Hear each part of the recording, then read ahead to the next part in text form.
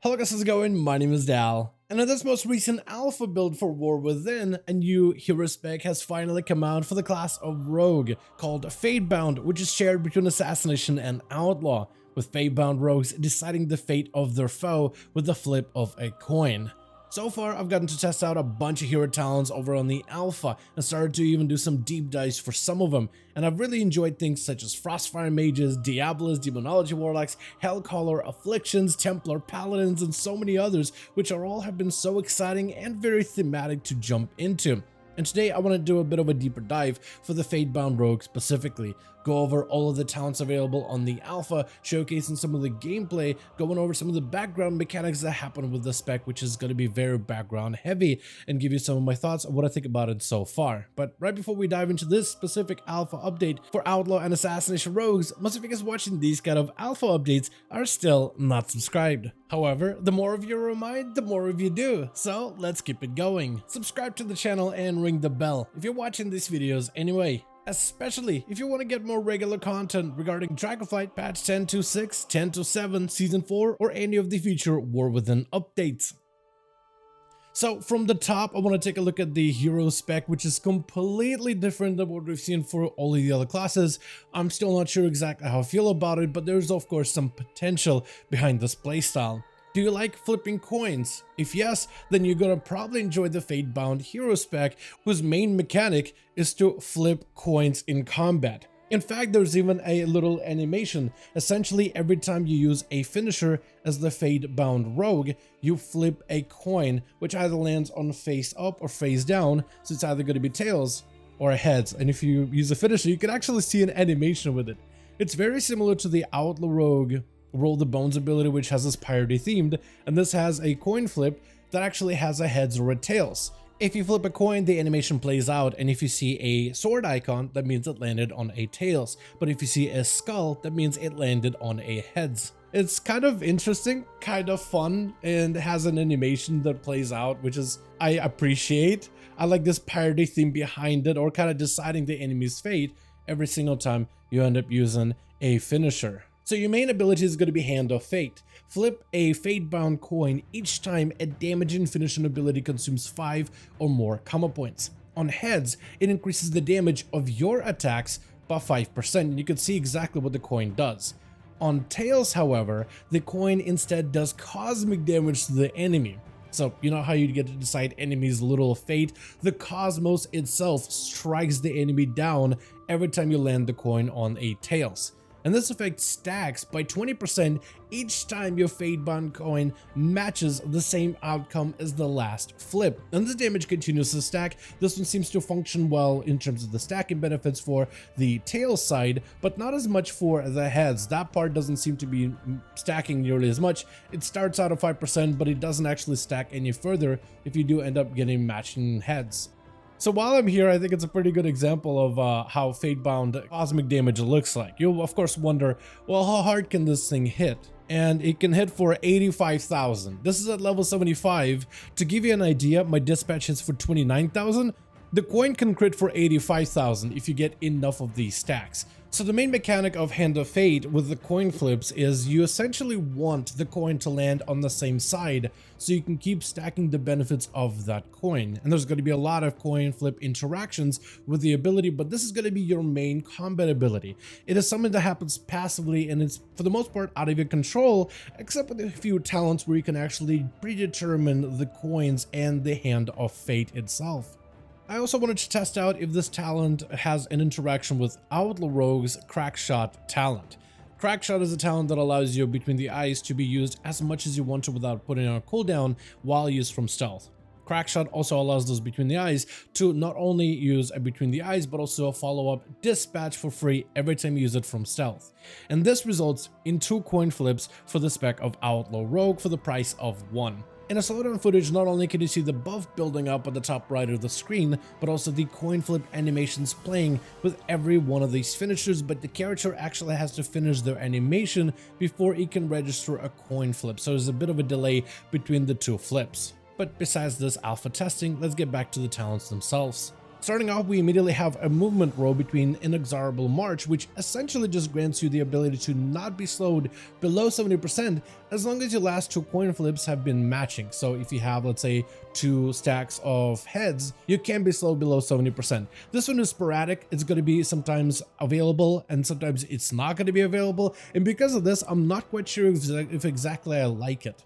However, the other one, which doesn't work yet, but it sounds really good, Death's Arrival, Grapple Hook or Shadow Step for Assassination, may be used a second time within 3 seconds with no cooldown. This one is going to be very interesting because it gives you a lot of mobility during this moment, and for Shadow Step in particular, like for things like PvP, this is going to be excellent. This allows a Assassination rogue to immediately step to an enemy target, interrupt him or lock him down in a stun, then step back right to the enemy that they are currently fighting. This can also be used in PvE content. Let's say there's going to be some kind of like a big nova that happens around a boss. You could Shadow Step to an ally right at the last second before the nova goes off, and then Shadow Step back to the boss, giving you a very low window where you're not actually hitting the target. And I'm actually very excited for Death's Arrival, but I think Inexorable could probably be a little bit stronger. The Fatebound coin flip by Dispatch or Envenom multiple times in a row are 33% more likely to match the same outcome as the last flip. So this one allows you to kind of slightly control, or at least have the hand of fate lean towards whatever coin you currently have, as long as you are using your main Spec's combat finisher. On the left hand side, we have more of a defensive row between Chosen Revelry, which grants you additional leech for each time your Fatebound coin is flipped in the same face row. So the way the talent works is it provides you passively with additional leech as long as you have some sort of a combo with any of your coin flips. So if I get to 4 stacks with the tails, I get 2% leech. But if I get 5, I should have closer to 3% leech. Yeah, so it just is stacking leech. As long as you're able to maintain the same coin side, you're able to continue to build this defensive, but it drops off as soon as you get the other coin flip or the other side of the coin. So it ends up being a little bit more consistent.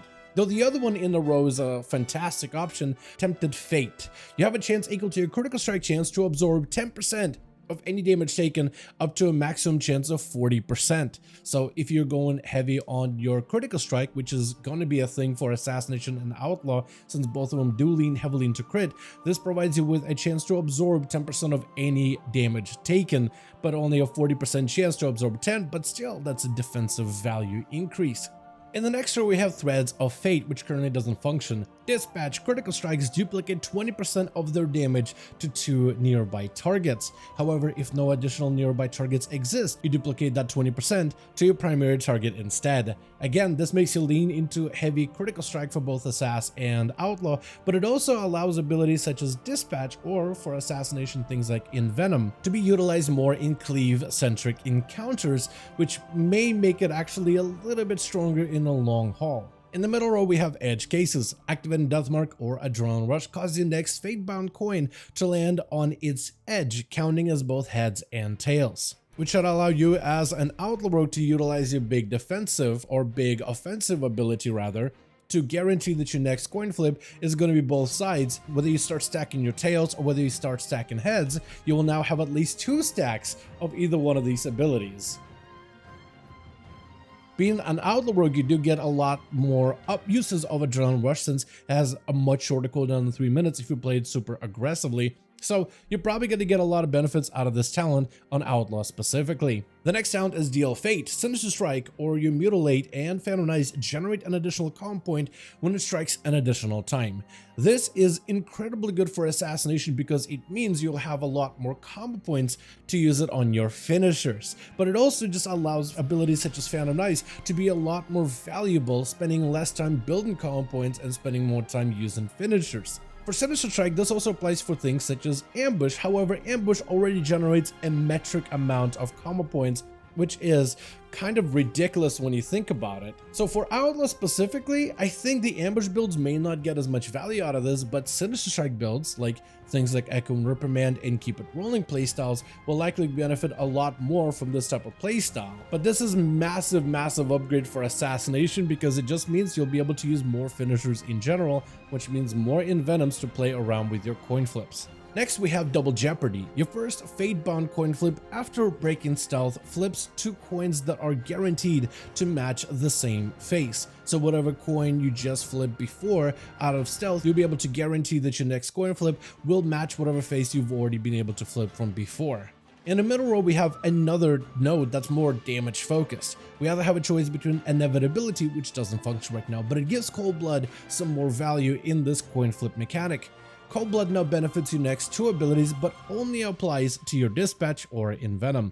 Fatebound coins flipped by these abilities are guaranteed to match the same face as the last flip, so this gives you a way to control the fate. So if you got yourself a streak of a cosmic damage or a streak of damage built up and you want your next 2 Dispatches or Envenoms to continue that streak, you can now use your Cold Blood ability more surgically and with a bit of purpose now, instead of just utilizing it as soon as it comes off of cooldown. On the flip side though, you have Destiny Defined, where Sinister Strike or Mutilate has an increased chance to strike an additional time. Though for Assassination, it reads Weapon Poisons have a 5% increased application chance, just to be a little bit more spec specific, and your Fatebound coins flip have an additional 5% chance to match the same face as your last flip. Again, little elements to help you control the dice of fate. In the next row, we have a more single target focused talent like Delivered Doom. Damage dealt from your Fatebound coin flip Tails, the cosmic damage side of things, is increased by 35% when flipped by Envenom or Rupture for the spec like Assassination, which gives you a little bit more single target value. Though for the spec of Outlaw, it actually reads damage dealt with your Fatebound coin Tails is increased by 35 when Blade Flurry is not active. However, whoever designed the hero spec was not aware of the underhanded upperhanded part of the Outlaw playstyle. Underhanded upperhand allows Slice and Dice to not lose duration while Blade Flurry is active. Blade Flurry doesn't lose its duration, becoming a passive, while Adrenaline Rush is active. And Adrenaline Rush does not lose duration while in stealth. And right now, Outlaw rogues are able to chain Adrenaline Rush in such a way where you essentially have about an 80% uptime of your Adrenaline Rush throughout an encounter, since you can catch re-stealths with Shadow Dance, which counts as stealth, but also every time you vanish you get Subterfuge, which is 3 seconds of stealth, increased by extra 3 seconds thanks to the underhanded upperhand. So Adrenaline Rush is almost active majority of an encounter. Because of this, Blade Flurry is just a passive buff that's constantly active and makes Slice and Dice constantly active. This talent, however, does dissuade you from using Blade Flurry in single target. This does increase your damage of your Fatebound coin drastically, but it does mean you'll have to refresh Slice and Dice more often, and I wonder if we'll see some kind of a change to this talent to make it a little bit more elegant with the Outlaw talents. Your final capstone ability is Fateful Ending. When your Fatebound coin flips the same face for 7 times in a row, your lucky coin grants you 1% increase to all primary stats, 1% to secondary stats, and tertiary stats, being things such as avoidance, speed, or leech, which show up below.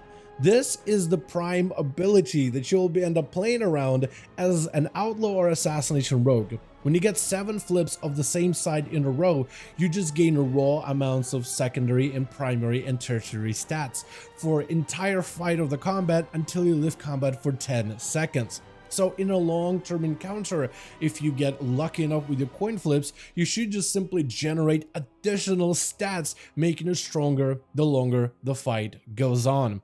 And you also have ways to now manage the luck with the coin flips and then kind of skew the luck towards a very specific playstyle and specific encounter, and you could kind of control this fate to some degree, which I think kind of puts the perspective of this Fatebound playstyle, which feels very passive, and it is. It doesn't necessarily change the rotation too drastically. Instead, it just encourages you to adjust the rotation a little bit, like with no Blade Flurry with Delivered Doom, but for the most part, it just happens in the background passively.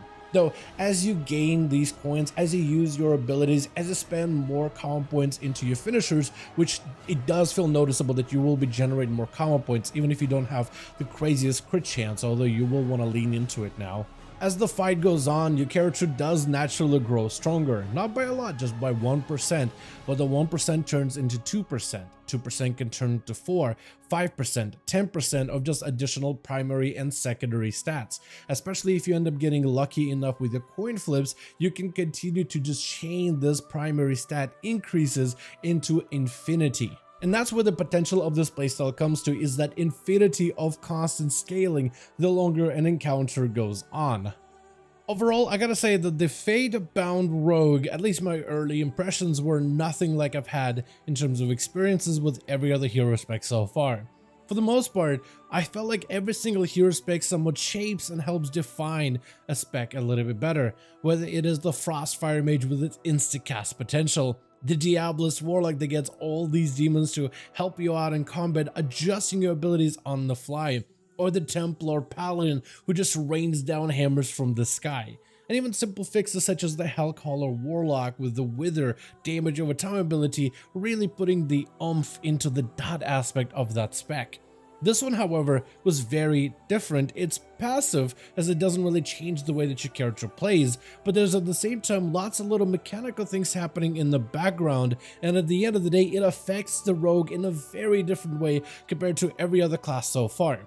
So I didn't really expect for the Fatebound to be so unique to the way that it functions with Rogue, but also the thematics of the coin flip, which I very much appreciate, how you literally shape this cosmic damage that decides the enemy's fate into an actual source of power to blast the target with just flipping a coin. It's a very different experience, and it has a lot of potential, but in terms of the way that affects your gameplay, so far it just hasn't really felt like it has a lot going on there. And for some players, this may be exactly what they're looking for. You're not really looking to relearn Outlaw or Assassination all over again in the new expansion. You'd rather play to the same mechanics that you remember, but there's now new little background things that enhance parts of those mechanics. And there are some very little adjustments you'll do, like with the way that you change up your cold blood, or maybe how often you'll use Envenom in 2-target, 3-target fights, since it can now get some cleave potential. And of course, you're encouraged to stack Critical Strike even more. And for Assassination in particular,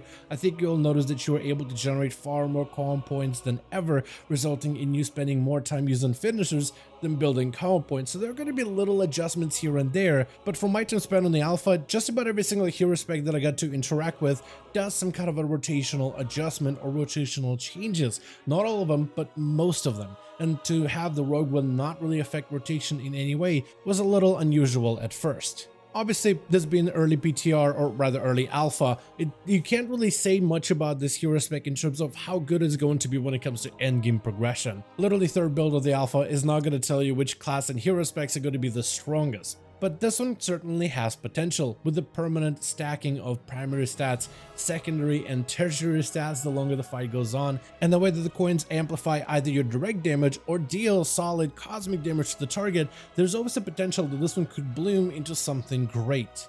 I do wonder if maybe the coin flip mechanic could be adjusted to be more of an active ability rather than a passive one, or even letting rogues kind of control this coin, choosing to stack a damage buff or choosing to stack a cosmic buff, and change it so instead of letting the fate decide what kind of demise the enemy meets at the hands of the rogue, and instead letting you choose the enemy's fate. Create mechanics where you do want to be able to switch between tails and the heads, but also create reasons as to why you would want to chain heads or tails back to back. Overall though, I had a mostly pleasant experience with this one, and I cannot wait to see what kind of changes they apply to this hero spec specifically over the time of War Within during alpha and beta testing. But I still want to hear what you guys think in the comments down below. Do you like the idea of this coin flipping, which I think is a very unique aspect to rogues, while as other classes are empowered with demonic and elemental abilities, rogues literally flip a coin that decides your enemy's fate. And I feel like for Outlaw, flipping some cursed coin that can either damage a foe or buff you, I think it's kind of just fits that aesthetic. But what do you think in the comments down below? As always, I want to thank all of you guys so much for watching this video, and I hope all of you enjoyed. Let me know what your thoughts are on the Fatebound Rogue hero spec. As per usual, if you guys enjoyed this video or found it informative, go ahead and give it a thumbs up. I would very much appreciate it. And as always, in the description of every single video and live stream, we have a link to our Discord community channel. Probably the best place to reach out to me directly in case you want to let me know what you thought about this video, or hang out with the rest of the community to discuss some of the upcoming changes. Join our Discord to become part of the community. But otherwise, thank you all so much for watching this video. I do hope you guys enjoyed. Let me know all of your thoughts down below. And as always, I'll see all of you guys in another video.